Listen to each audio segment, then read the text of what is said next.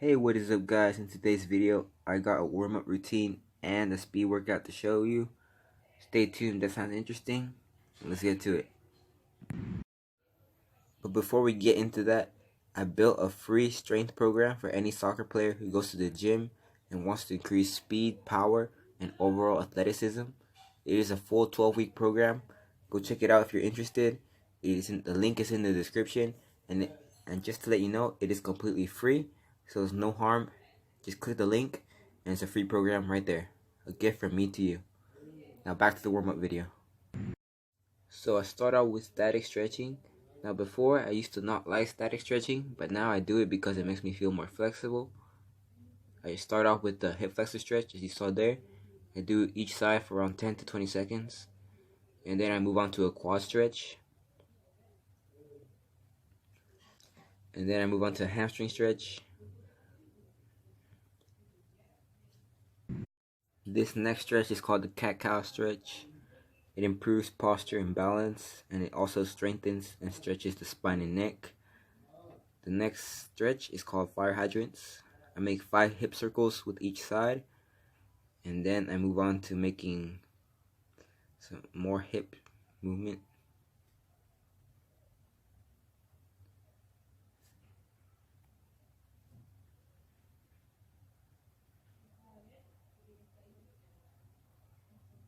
Now, moving on to the frog stretch. This is a really good stretch. I know it looks kind of funny, but trust me, this works. And if you're embarrassed about doing that stretch, just do it when no one's around. Alright, now I bring out the resistance bands. I do lateral band walks, 10 yards each way. Then I move on to forward and back band walks. If you don't have resistance bands, I think it's a good investment personally. They're not that expensive. I do have a link for my Amazon affiliate in the description, but you can also just buy it on your own. Now we move on to dynamic stretches. As you can see, I just did lateral shuffles, and I'm doing karaoke now. Right now I'm just doing a bunch of dynamic stretches, just getting warmed up. So now I'm doing high knees. And then go on to butt kickers. All the basic dynamic stretches, the ones we've been doing since we were little. Now we're doing hip circles. And then we're going to do hip circles forward, and then we're going to do hip circles back.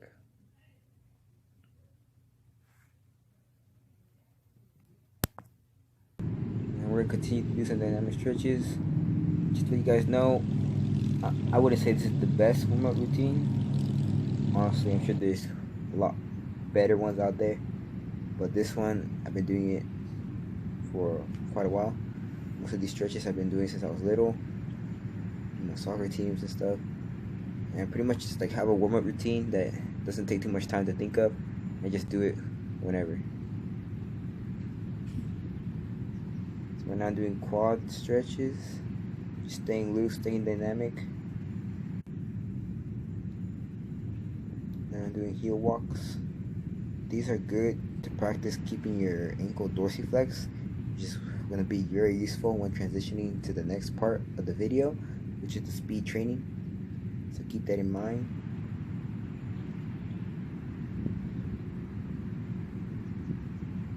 And we're closing in on the warm-up video, and we're going to transition into the speed part.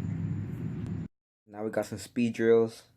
This is called power skips. We're trying to go as high as we can. So it's trying to be as explosive as possible. Now we're going to do the same, similar thing, but now for distance. We're trying to go as far out as we can. They're called power skips for distance. Now we're going to do some A skips. So these are like just regular, no explosive jump. Just try to be as fast and quick as possible, focusing on the technique. This is more about technique rather than conditioning. So now we're doing straight legged run. But my legs, as you can see, are not fully straight. They're not fully locked out. And now we got a butt kick run with like a little pop, as you can see.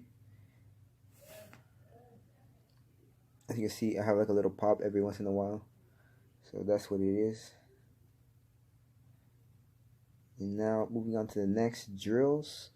This is called, I'm not sure, but first you jog out, build up speed, and then for 20 yards you sprint as hard as you can, and then the last 20 yards you jog. So as you can see here, I'm jogging, or like not jogging but building up speed, and then I sprint as hard as I can to that cone, and then I jog the rest of the way. This is focusing on the top speed of the running. So I do four reps of these, and after that finishes the speed workout. And now I'm just starting to do some ball mastery exercises.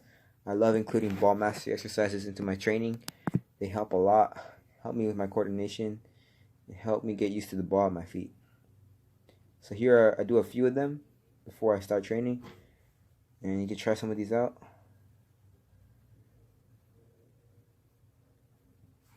And just to let you guys know, all my equipment, my soccer balls, my cones, my tripod, is all in the description down below.